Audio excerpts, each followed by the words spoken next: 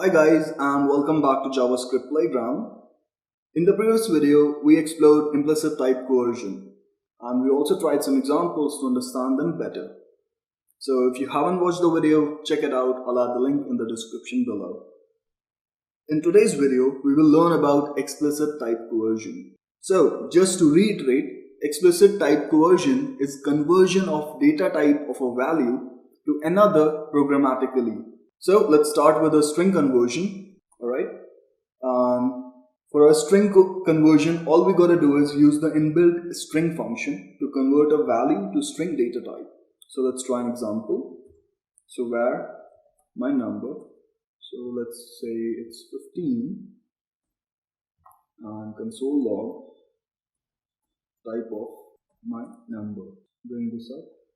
So right now it's a number, so let's use the inbuilt string function, and now as you can see we get string. Let's try some more examples. So console log type of string. Alright, so let's pass a boolean here. So as you can see we get a string. Let's pass a number, so minus 9810. Again we get a string. Let's pass null, and again we get a string. And let's pass undefined, and again we get a string. So whatever we pass to this inbuilt string function, it converts the values data type to string data type. Similarly, to convert a value to number data type, we need to use the inbuilt number function. Let's try some example. So to number, alright, so instead of this string we'll be using the number function. So let's pass a string here. So as you can see, we're getting number. Similarly, let's just pass a boolean here. So as you can see, we get a number. But let's also check what's the value we get. So number, true. So as you can see, we get the value 1. So true gets converted to 1, and the data type is number. Similarly, let's try for false. And as you can see, we get 0. The data type is number. Let's try it for another string numeral, so minus 90.234. Let's change the value here as well. So minus 90.234, and as you can see we get a number, minus 9234, and the data type is number. Similarly, let's pass a string which is not a string numeral, for example apple, and as you can see we get a not a number return.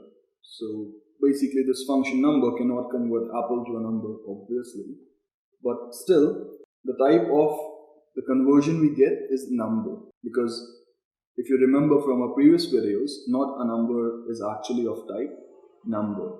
Similarly, to convert a value to Boolean data type, we need to use the inbuilt Boolean function. Let's try some examples for that as well. So to Boolean. So now what we need is, instead of number, we have to use the Boolean inbuilt function. So if you pass true, it of course returns true, and the type of this conversion, the converted values data type is a Boolean. So let's start changing some values. So if we pass 1, we get true and Boolean. So if you compare it from here, when we were passing true to number, it was giving us 1. Similarly, if we pass 1 to Boolean, it gives us true. The same goes if we pass it 0, it gives us false, and the data type is Boolean. Similarly, let's try passing a string, so apple, and we get true in return, and the data type is Boolean. Let's try passing null, and as you can see, we get false. Similarly, if we pass undefined, even then we get false, or if we pass empty, even then we get false and type Boolean. Again, there are many more combinations and scenarios for type coercion for both implicit and explicit. So I'll just add a link in the description to a JavaScript comparison table. Do check it out, it's really helpful. And that'll be all for today. I'll add the link for this codepen in the description below for your practice. Try changing some values, try experimenting, see what you get in result, test yourself. And I hope this gave you a better understanding of explicit type coercion. But if you have any doubts or queries, feel free to drop a comment below or reach out to me on Twitter. I'll add my Twitter handle in the description below. Bye and take care.